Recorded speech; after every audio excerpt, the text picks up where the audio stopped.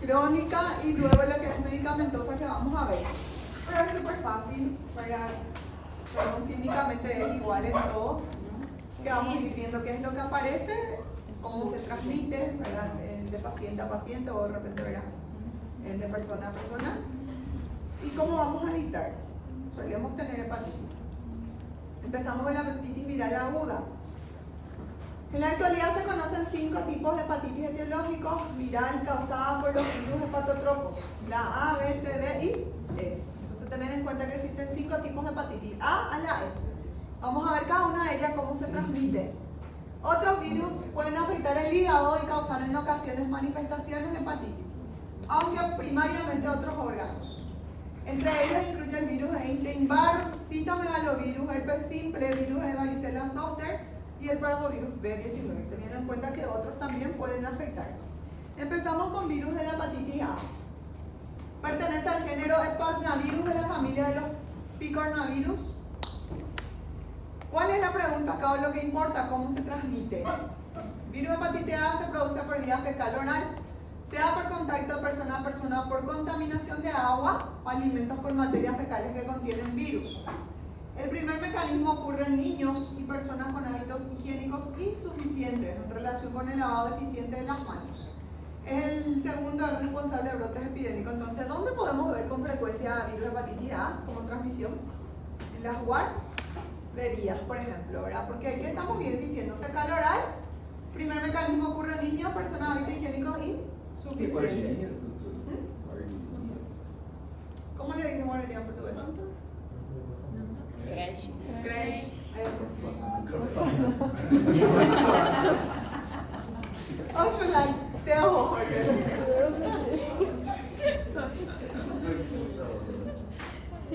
Orfanato de cuando no tienen padres. El periodo de infectividad inicia entre 3 y 12 días antes de la aparición de síntomas y suele persistir hasta el acme de elevación de transaminasas. Factores de riesgo más comunes para contraer virus hepatitis A en los adultos son el consumo de moluscos crudos al vapor, los viajes a regiones poco desarrolladas y tener hijos en guarderías, justamente lo que comentamos hace rato. Entonces, tener en cuenta cómo se transmite el virus de la hepatitis A, fecal, oral, porque no nos las vamos bien las manos, tiene alto contagio, ¿verdad? Persona a persona, ¿sí? Virus de la hepatitis B. Pertenece a la familia de los hepatnavirus. Transmisión se produce fundamentalmente por vía parenteral y sexual. ¿Sí? Los recién nacidos de mujeres con infección activa por virus hepatitis B se infectan más del 90% en el momento del nacimiento si no son protegidos por contacto de las mucosas con sangre contaminada. Entonces, si sabemos que una mamá tiene hepatitis B, tiene que ser cesárea electiva.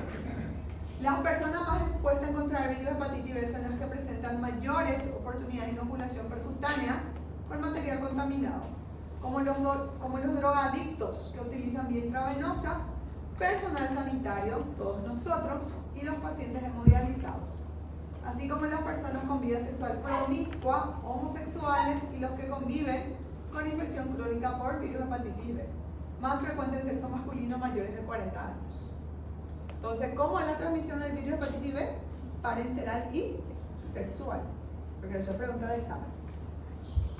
Virus de la hepatitis B, ¿por qué pasamos de la C a la D? Vamos a ver por qué. La D íntimamente está ligada al virus de la hepatitis B, por eso viene la D. Su transmisión se efectúa por el mismo mecanismo que la de este virus. Entonces, ¿cómo dijimos recién con el B que se transmite? Parenteral y sexual, ¿verdad? Entonces, la misma se transmite en consecuencia de exposición de fluidos corporales a través del contacto próximo íntimo. La infección predomina en usuarios de drogas por vía parenteral. Entonces, tener en cuenta que el virus de la hepatitis B y D se transmite, como dijimos, parenteral y sexual, ¿sí? Y ahí es en donde entramos a ver justamente famosos, personas, trabajadores del sexo, tienen alto porcentaje de contagio, ¿sí? Virus hepatitis C se transmite fundamentalmente por vía parenteral, fundamentalmente, a partir de transfusiones de sangre o hemoderivados, uso de jeringas contaminadas. Muchas de estas personas tienen antecedentes de hospitalización tanto médica como quirúrgica. Entonces, virus de la hepatitis C, ¿cuál es la transmisión? Solo parenteral. exclusivo es vía parenteral. Y por último, la E, transmisión también es fecal oral. ¿Y quién era el otro que también es fecal oral? Entonces, para rememorar, A y E es fecal oral. B y D es parenteral y sexual. ¿Y la C? Solo parenteral. Muy bien. Transmitida por agua contaminada, también relacionada con ingestión de carne de cerdo u otros animales poco cocinados, en los cuales la hepatitis E se considera una zoonosis. También se han descrito casos de hepatitis aguda E post-transfusional y en sujeto trasplantado órgano sólido. El periodo de incubación es de unas 6 semanas. Y ahora les pregunto a ustedes, ya sabemos que hepatitis es inflamación del hígado. ¿Y por qué se inflamó el hígado? Porque estamos hablando a través de un virus o por un virus. Y ahí buscar qué tipo de virus es, si es A, B, C, D, E, para buscar la serología, pedir serología para los 5 tipos de hepatitis si yo estoy pensando y saber cuál de ellos es. ¿Sí? Y les pregunto a ustedes, ¿qué tipo de signos, síntomas les parece que presentan los pacientes? O puede presentar. Muy bien, ictericia, ¿qué más? Si estamos hablando que hay inflamación, ¿qué va a referir paciente? Dolor hipocondrio derecho, ictericia, después. Puede haber hepatomegalia, ¿sí? Puede haber fiebre. Entonces todo eso nosotros vamos a ir viendo. ¿Cómo? Claro, el perfil hepático en sí todo va a estar aumentado. Dentro de la anatomía patológica, alteraciones hepatocelulares de carácter degenerativo, tener en cuenta justamente que va a ir degenerando, se va a ir empeorando, hay signos inflamatorios importantes. Va a aparecer necrosis celular, que puede ser su extensión unicelular, focal o confluente. En los pacientes con hepatitis grave o fulminante, la necrosis se extiende por mayoría multilobular o en la totalidad del parénquima. Yo ya llegué a ver pacientes acá en Pedro Juan, joven, ¿verdad? Recuerdo súper bien de una chica, yo les hablé hace 5 o 6 años o quizás menos, que debutó como una hepatitis fulminante autoinmune, así de la nada, 33 años, dolor hipocondrio, debilidad, creo que se va a consultar por fiebre, náuseas, vómito, ya estaba ictérica, también tenía documento brasilero, ¿verdad? Como afrontera, todo el mundo tiene doble nacionalidad. Ella pidió trasladarse a Punta Porá, pero falleció, ¿verdad? Cuando nosotros hablamos de una hepatitis fulminante, en su caso fue autoinmune, famoso, ¿verdad? Su propio organismo, lastimosamente mucho que hacer no hay, ¿sí? Tener en cuenta que cuando llega una insuficiencia hepática del hígado, muere el paciente, ¿verdad? Es muy difícil otra vez recuperar ese hígado, ¿sí? Más todavía si es fulminante. Se aprecia un aumento de la celularidad constituida por linfocitos y macrófagos y una hipertrofia de células de Kupffer en ese caso. Y acá vemos lo que estábamos mencionando. Dentro de la clínica varía mucho, ¿verdad? No todas son virales. El curso clínico de enfermedad en su forma común consta de 4 periodos: incubación, pródromos, estado y convalescencia. ¿En qué consiste esto? La incubación es el intervalo entre la exposición del virus y la aparición de los primeros síntomas. Varía según el agente etiológico. El prodrómico comprende el tiempo en el que el paciente presenta síntomas antes de la aparición de ictericia. Por lo común su duración es de 3 a 5 días, pero puede durar varias semanas o incluso no estar presente. En general el paciente se encuentra cansado, inapetente, con pérdida de capacidad olfactoria, náuseas, vómitos, dolor en hipocondrio derecho, distensión abdominal y otros presentan diarrea. Entonces no se olviden, gente, el paciente famoso sin energía, no tiene ánimo para nada, tiene dolor en hipocondrio derecho, está ictérico, levemente ictérico, hay diarrea, náusea, piensen en hepatitis. La verdad que no es que pensamos de entrada. Cualquier cosa pensamos, pero menos hepatitis de entrada, a no ser que ya esté así bien amarillo, no, este hígado, ¿verdad? Pero es difícil que venga así, no sé qué me pasa, pero me duele mucho acá y estoy vomitando con diarrea. Casi siempre pensamos que sea vesícula, una colecistitis o de repente ya un cuadro gastrointestinal, ¿sí? En ocasiones hay cefalea que puede asociarse a un exantema urticariforme. En el virus de la hepatitis A con frecuencia aparece fiebre sin escalofríos con duración de 1 a 2 días. El diagnóstico de hepatitis rara vez se sospecha hasta que el paciente nota coluria y alcoholia. Ahí está. No es que de entrada, no, esto va a ser una hepatitis, ¿verdad? Cuando nosotros hablamos de coluria, ¿qué significa? Orina color Coca-Cola. Y acolia, esa es la quesina, ahora sin color. Cuando aparece ictericia, el paciente suele encontrarse paradójicamente mejor, ya que desaparecen mayoría de los síntomas presentes durante el periodo prodrómico. Persisten la astenia.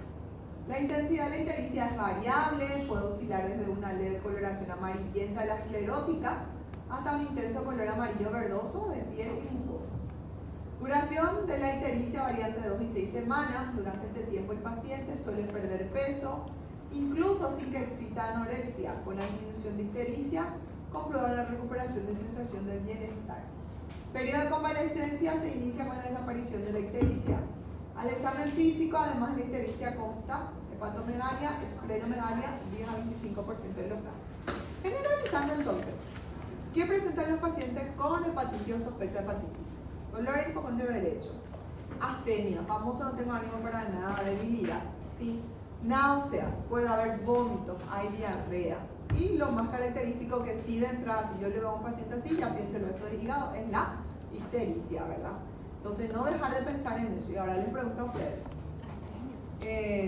¿cómo vamos a confirmar nuestro diagnóstico? ¿Qué le vamos a pedir a estos pacientes? Laboratorio, ¿verdad? Hemograma, vamos a ver si viene fiebre y sobre todo perfil hepático viene todo alterado. Con más razón, no, este probablemente un toque hepático o una hepatitis. ¿Y qué le voy a pedir para identificar qué virus es o confirmar mi diagnóstico?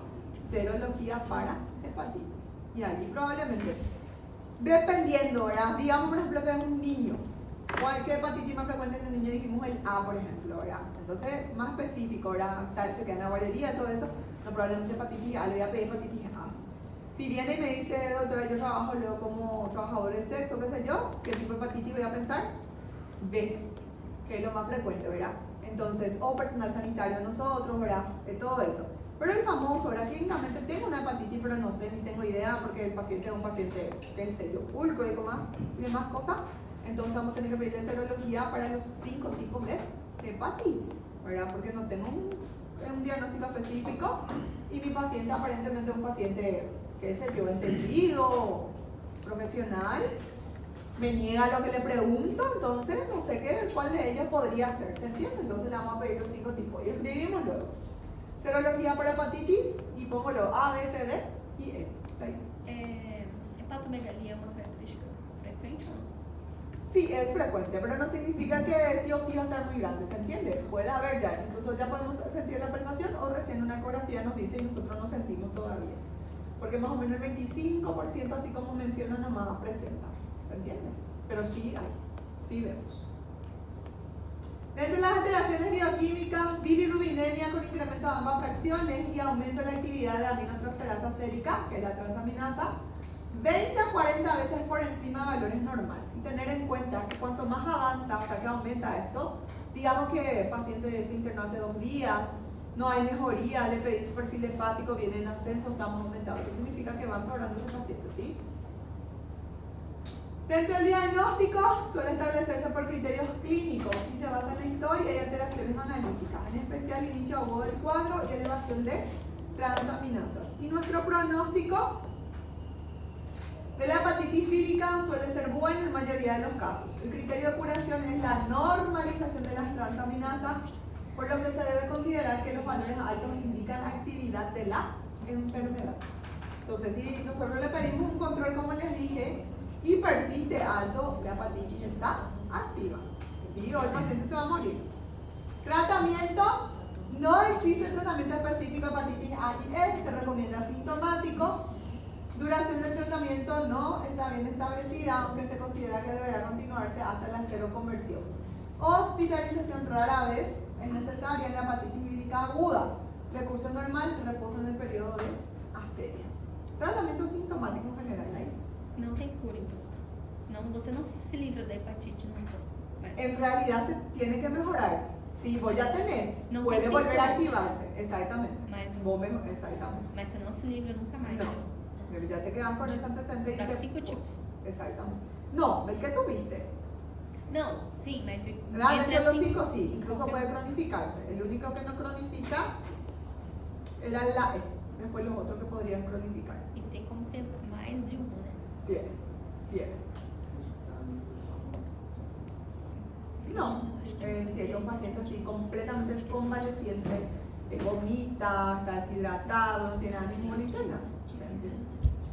Profilaxis dentro de la vírica incluye adopción de medidas encaminadas a interrumpir la transmisión de infección y aplicación del método inmunoprofilaxis. Es decir, nosotros tenemos las vacunas, ¿verdad? Todos tendríamos que tener nuestra vacuna para hepatitis. Eso dentro de la aguda. Ahora la crónica. Es una enfermedad crónica del hígado causada por infección vírica persistente. Se caracteriza por asociación de fenómenos inflamatorios, necrosis celular y muchos casos fibrosos. Incide en ambos sexos y en todos los grupos de edad. Puede progresar hacia la cirrosis y acompañarse al desarrollo de un carcinoma hepatocelular. Fudeu, ¿verdad? Peor por el pobrecito, siempre ora. Y ahí más rápido todavía, ¿verdad? El hígado, lastimosamente, más difícil para trasplante y compañía. Es debido, ¿verdad?, la crónica a algunos de los virus, hepatitis B, C, D o raramente la A. Como les dije, la E es la que no cronifica. Algunos pacientes están coinfectados por más de uno de estos virus por el VIH, peor todavía, tiene uno, ¿verdad?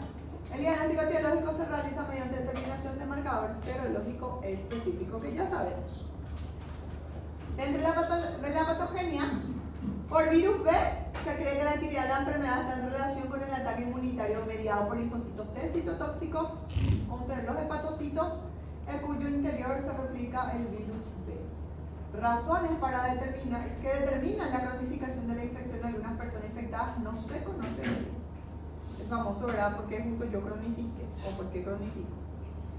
Dentro del cuadro clínico de la crónica, mayoría de los pacientes con hepatitis crónica están asintomáticos y enfermedad se identifica al explorar al paciente. Elevación de transaminasa es el dato que suele relevar la existencia de enfermedad hepática. Algunos pacientes acuden a la consulta por astenia, dolor en hipocondrio derecho, otras molestias poco específicas. En casos más graves, ictericia y ascitis. Algunos pacientes presentan, mejor dicho, manifestaciones extrahepáticas, artralgias, fiebre, lesiones cutáneas, tiroiditis, enfermedad renal o fibrosis pulmonar. En la exploración física suele encontrarse hepatomegalia moderada, o sea que en la crónica la importancia del tamaño del hígado es más llamativo, ya es más grande, ya, no como en el agua. Y lastimosamente, como bien vimos, va a progresar a cirrosis, esta cirrosis progresa a insuficiencia hepática. Llegó a insuficiencia hepática, ¿cuál es el enlace? Alta celestial, ¿verdad? Entonces es así, la seguimos usando. Esta también le va a hacer una coagulopatía, le va a dar San Pedro, muy bueno. Y por tóxicos y medicamentos, este es otro tema también. ¿Cuál es uno de los fármacos que es súper hepatotóxico que todos conocemos? No entendí. ¿Hepatotóxico? No, otro que todo el mundo toma para cualquier cosa.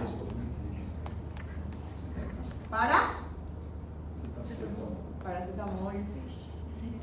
Sí, paracetamol es hepatotóxico, gente. No podemos exceder 3 gramos días. 3. Uno de los medicamentos más hepatotóxicos es el paracetamol. Sí, por eso, por ejemplo, famoso endemia. Durante la época del dengue se super cuida el uso del paracetamol. ¿Sí? Es uno de los fármacos más hepatotóxicos. Agentes antibacterianos, antiinflamatorios, no esteroideos, anticonvulsivantes ocupan primeros lugares en lista de grupos terapéuticos incriminados en reacciones hepatotóxicas. Y así mismo es. ¿Sí? A consecuencia de estos medicamentos, el paciente puede hacer eso. Patogenia, mayoría de los tóxicos por ser lipofílicos difunden al interior de células a través de la membrana fosfolipídica e interfieren en el metabolismo celular o lesionan las estructuras vitales, posterior a los fármacos. Cuadro clínico puede ser agudo crónico, leve, asintomática grave, incluso fulminante. Ictericia intensa, descenso de la actividad de protrombina a menos del 50%, encefalopatía. Manifestaciones de toxicidad pueden ser exclusivamente hepáticas, pero también formar parte de un síndrome complejo sistémico. Uy, peor. Fiebre, urticaria, eosinofilia, artralgia o multiorgánico, riñón, corazón, sistema nervioso. Sabemos que si llega a una falla multiorgánica, alta celestial, ¿verdad? Lastimosamente esa es la realidad y sabemos, ¿verdad?, en qué va a terminar el paciente si hay falla. o fallo de dos o más órganos. ¿Y cómo vamos a prevenir la hepatitis? Higiene, nuestro fecal oral, lavado de mano correcto, agua, jabón, ¿verdad? Todo eso. Vacunas, que tenemos que tener nuestros refuerzos de hepatitis. Análisis de sangre, más todavía, ¿verdad? Famoso, no sé qué me pasa. Tenemos que controlar a estos pacientes, sí, sobre todo el hepatograma transaminasa.